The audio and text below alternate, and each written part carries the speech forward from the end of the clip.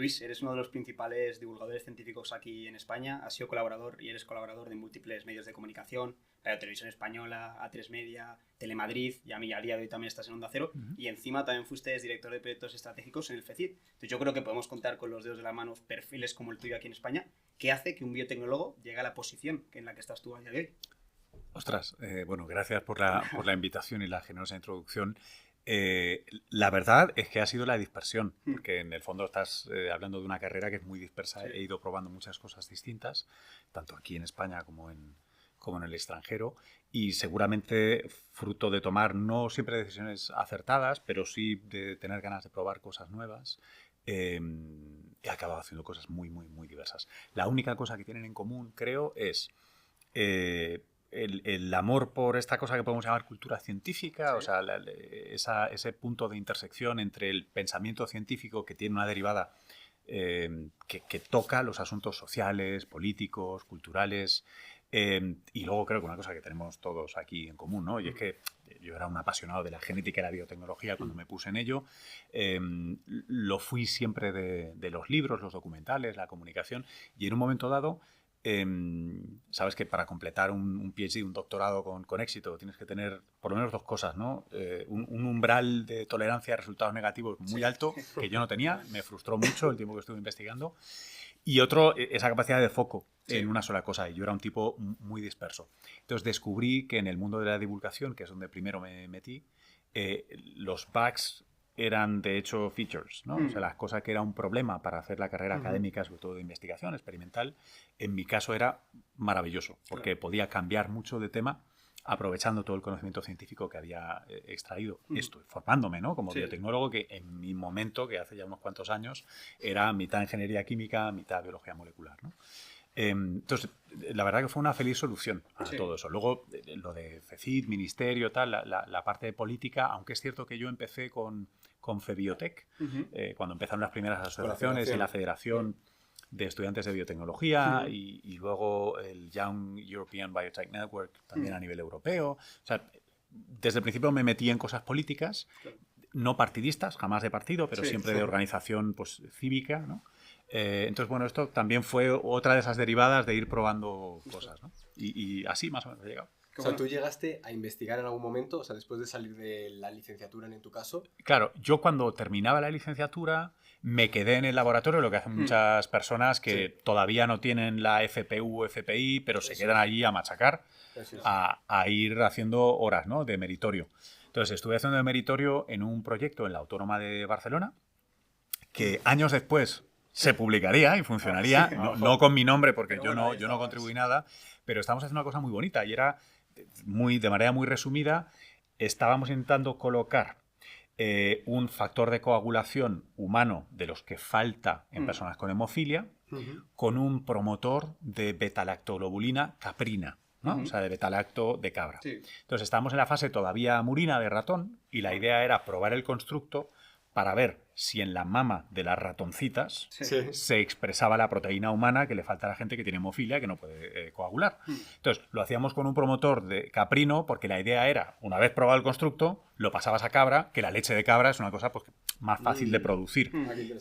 Claro, y entonces podías tener tu leche de cabra que te producía la proteína que tú necesitabas, ¿no? Entonces, es un biotech en el mejor de los sentidos como en alpargatas, ¿sabes? Es un biotech que dices, es una idea clara, limpia, de utilidad, además muy tricky, desde el punto de vista experimental es muy chulo porque tienes la parte de ingeniería genética, la parte de todo el trabajo con animales, estaba muy guay, pero yo no tenía esa paciencia y a mí no me salía y me frustraba. En cambio tengo compañeros que se enfocaron y claro, sacaron el doctorado y oye, les ha ido súper bien y qué bien. Claro, ¿y en qué punto? O sea, ¿cómo es ese punto que tú dices? Mira, claramente yo no tengo la paciencia, pero me di cuenta que me apasiona la divulgación científica o a lo mejor soy bueno en ello. O sea, ¿cómo es ese cambio tuyo que dices, mira, voy a seguir este camino? Pues no te voy a contar una película de ficción, porque la verdad es que es una cosa que es fácil, sabes que a toro pasado es muy fácil escribir biografías maravillosas, pero como decía Kierkegaard, ¿no? La vida solo tiene sentido en retrospectiva, pero estamos condenados a vivirla hacia adelante.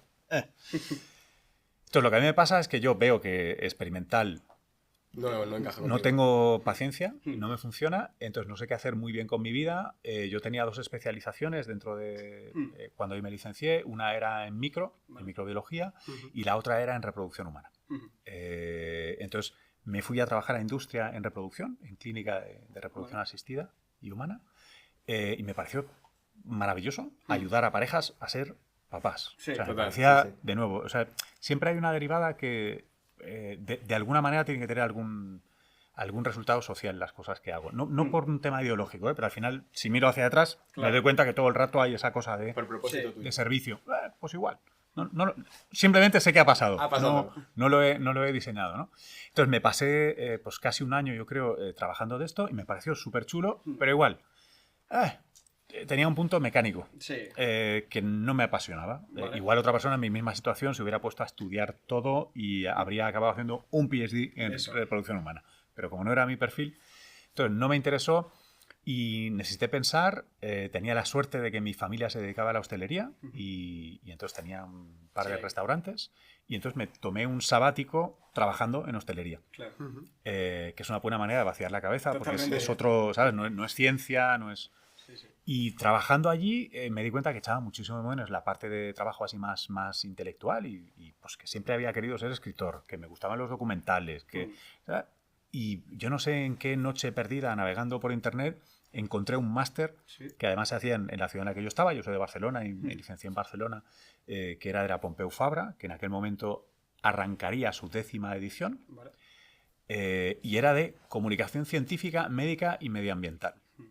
Y dije, yo ya tengo la parte de ciencia, me gusta todo esto, y es como una manera fácil, ¿no? Porque la mitad la tienes. Lo estuve mirando, fui a hacer una entrevista, me gustó, miré lo que costaba y prácticamente encajaba con lo que tenía en el banco. Qué bueno, y fue, brutal. Claro. Voy. Pedí retirarme del trabajo y me retiré del trabajo y me fui a hacer el máster. Qué bueno. Y ya está. Y bueno, ahí está. Ahora, tu pregunta de por qué me dediqué a eso... No, porque lo vi y tuvo sentido. Y de hecho ni siquiera iba... Yo al final me dedicaría a televisión sobre todo. No iba para eso.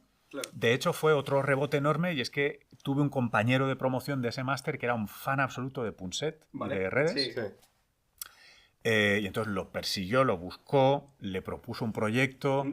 Y como yo me había gastado todo mi dinero en la matrícula de aquel máster, yo no podía hacer prácticas. Anda. Porque no podía estar varios meses sin cobrar claro. haciendo prácticas. Se me había acabado todo.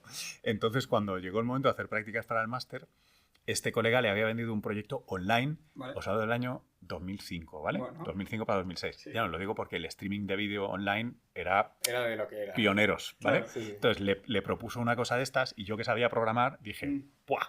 Me sumo al proyecto y programo desde la santidad de mi hogar. Y así no tengo que perder tiempo y puedo currar. Y empecé a hacer esto, y así conocí a Punset y el Redes, porque no los conocía.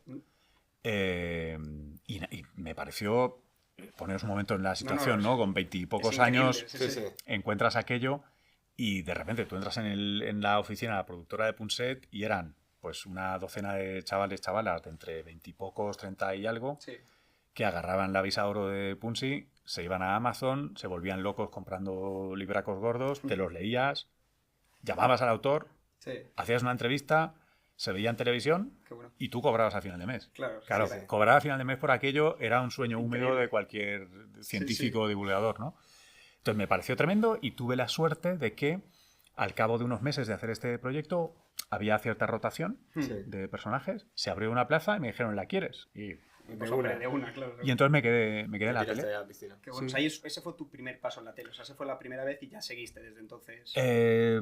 Sí, básicamente me quedé allí.